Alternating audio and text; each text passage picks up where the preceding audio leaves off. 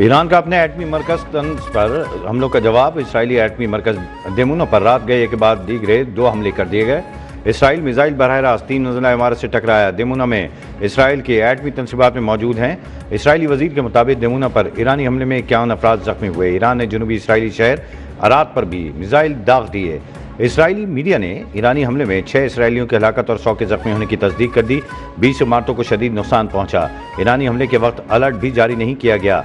आलमी एटमी तवानाई एजेंसी की ईरान से तहम्मुल का मुजाहरा करने की अपील। पासदारान इनकलाब का इसराइल के F-16 तैयारे को वस्ती ईरान में निशाना बनाने का दावा। कहा, जंग के दौरान 200 से ज्यादा दुश्मन फ़िज़ाई अहदाफ को निशाना बनाया जा चुका।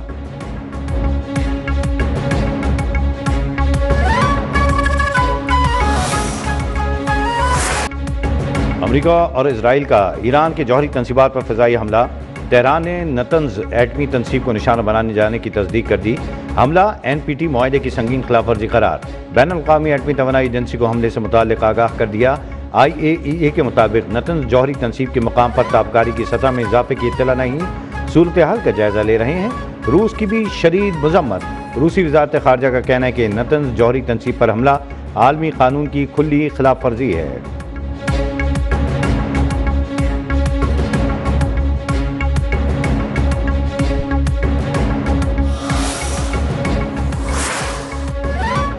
अबनाए हुर्मुज़ 48 घंटे के अंदर न खोली गई तो सख्त कार्रवाई करेंगे।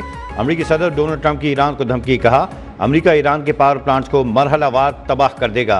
ईरान के बड़े बिजली घरों को निशाना बनाया जाएगा। ईरान ने खबरदार किया कि ऐसा हुआ तो जवाब में मशरिक़ वस्ता में अमेरिका के तवानाई इंफ्रास्ट्रक्चर को निशाना बनाएंगे। एक और बयान में न्यूयॉर्क टाइम्स पर बरस पड़े। कहा, अमेरिका ईरान को दुनिया के नक्शे से मिटा चुका।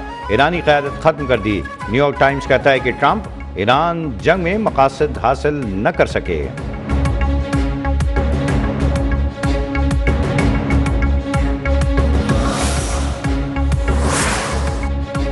ईरान जापान और उससे मुताल्लिक़ा जहाज़ों को अबनाए हुर्मुज़ से गुजरने की इजाज़त देने के लिए तैयार। ईरानी वज़ीर ख़ारजा अब्बास अराग़ची का कहना है, जापानी हुक्काम के साथ बातचीत पहले से ही शुरू हो चुकी है। राबतों का मकसद अबनाए हुर्मुज़ में मौजूद रुकावटों को आर्जी नरमी लाना है।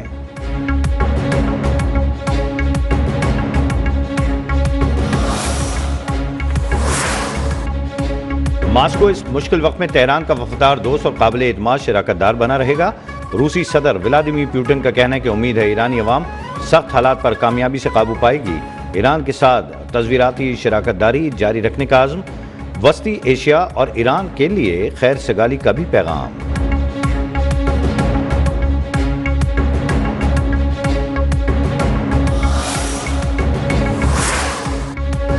यूरोपीय मुल्क स्विट्जरलैंड ने ईरान के खिलाफ जारी जंग के तनाजुर में अमेरिका को असला बरामदात की मंजूरी रोकने का ऐलान कर दिया।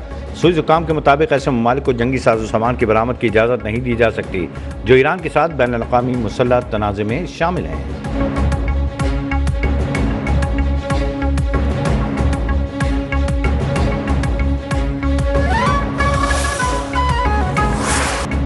ईरान पर अमेरिका और इसराइल के हमलों के खिलाफ हज़ारों अफराद का दूसरे हफ्ते भी सेंट्रल लंदन में एहतजाज। 10 डाउनिंग स्ट्रीट के तरफ की फ़िज़ा ईरान के हक़ में नारों से गूंज उठी। शुरका की ईरान पर हमलों की शदीद मुखालफत। बरतानिया की जानिब से अपने फ़ौजी अड्डे अमेरिका को देना ज़्यादती करार। अड्डे वापस देने का मुतालबा।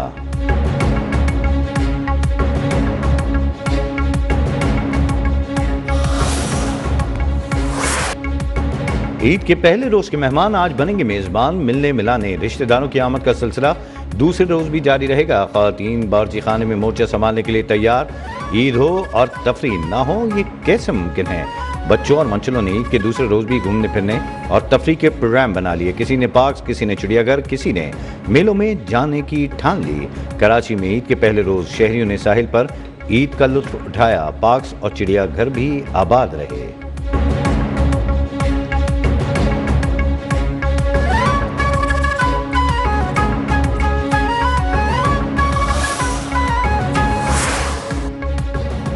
ईद उल फितर के दूसरे रोज भी मज़ेदार और लजीज खानों से दो हाथ करने की तैयारी। घरों में ख़वातीन ने रिवायती और मशहूर डिशेस बनाने की ठान ली।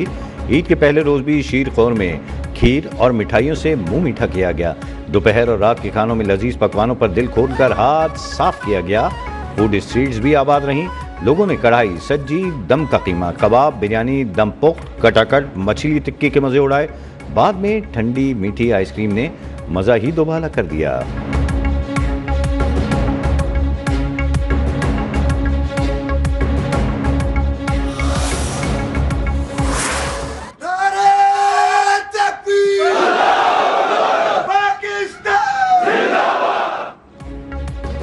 कोई किसी भूल में न रहे, पाक फौज हर कीमत पर मुल्क की खुदमुख्तारी और इलाकाई सालमियत का दिफा करेगी। अफगान सरजमीन पाकिस्तान के खिलाफ इस्तेमाल नहीं होने देंगे।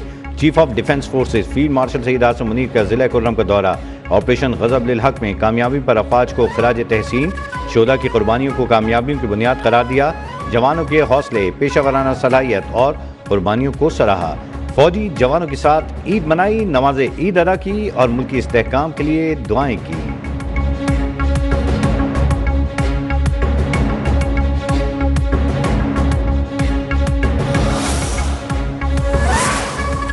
वज़ीर-ए-आज़म शहबाज शरीफ का field marshal Saeed Asim Munir, air chief marshal Zaeed Ahmed Babar Sidhu और एडमिरल नवीद अशरफ से टेलीफोनिक रब्ता। ईद की मुबारकबाद दी, सिपाहियों और अफसरान को खराज तहसीन पेश किया। तुर्कमानिस्तान के सदर सरदार बर्दी महदूद के भी टेलीफोनिक गुफ्तगू। दो तरफा ताल्लुकात के मुस्बत पेशरफ पर इत्मीनान का इजहार। वज़ीर-ए-आज़म की स्पीकर कौमी असम्बली, गवर्नर्स, वज़राए आला और सियासी कायदीन से भी टेलीफोन पर गुफ्तगू। ईद की मुबारकबाद दी।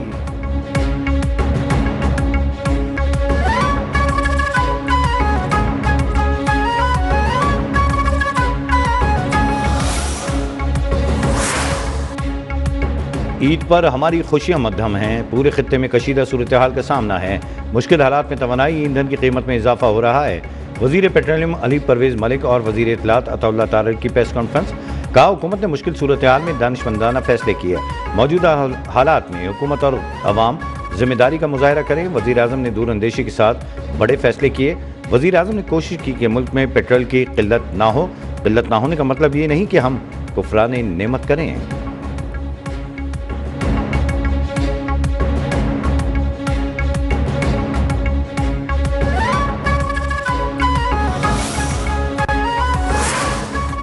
फ़ायद शारी मुहिम में जो कैबिनेट की कमेटी है उसको मैं ही हेड कर रहा हूँ और उसमें बिल्कुल ये कोशिश की जा रही है कि हम अपने अखराजात को कम करें, फजूल खर्ची को कम करें। इस वक्त आप देखें कि 60% सरकारी गाड़ियाँ जो हैं वो ग्राउंड कर दी गई हैं।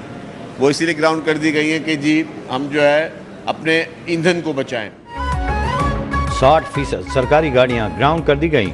सूबे के हर शोबे में बेहतरी आ रही है। पाकिस्तान को बहुत ज़्यादा चैलेंजेस दरपेश हैं जिसका हमें मिलकर मुकाबला करना होगा। दुआ है उम्मत मुस्लिमा में इस्तेहकाम आए, दीन के मुताबिक तमाम मुसलमान मिलकर आगे बढ़ें। सीनियर वजीर सिंध शदीद इनाम मेमन की हैदराबाद में मीडिया से गुफ्तगू। कौम को ईद की मुबारकबाद दी।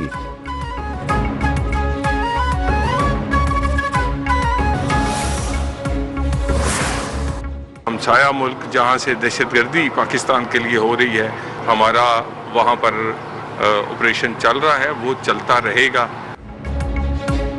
हमसाया मुल्क से दहशतगर्दी हो रही है। अफगानिस्तान में ईद की वजह से ऑपरेशन मुअत्तल हुआ। उम्मीद करते हैं हमसाया मुल्क जिम्मेदार रियासत का किरदार अदा करेगा। सरहद पार दहशतगर्दी के खात्मे तक ऑपरेशन जारी रहेगा। वजीर ममलकत दाखिला तलाल चौधरी की फैसलाबाद में मीडिया से गुफ्तगू। ईद की मुबारकबाद देते हुए कहा, वज़ीर-ए-आज़म ने तेल की आलमी कीमतें बढ़ने के बावजूद आवाम पर बोझ नहीं डाला। उम्मीद करते हैं तेल का बहरान जल्द खत्म हो जाएगा।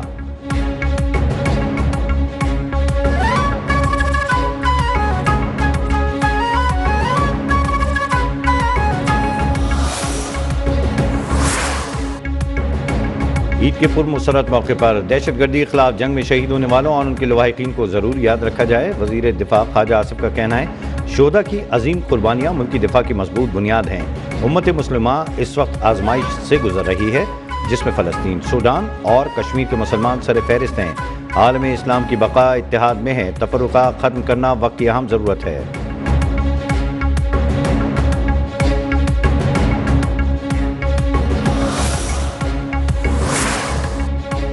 बानी पीटीआई की उनके बच्चों से बात करा दी गई। जेल जराये के मुताबिक बानी पीटीआई के बेटों कासिम और सलमान से टेलीफोन पर 25 से 30 मिनट तक गुफ्तगू कराई गई। बच्चों ने वालिद से उनकी सेहत के बारे में दरियाफ्त किया। जेल जराये के मुताबिक बानी पीटीआई बच्चों से बात करके खुश हुए।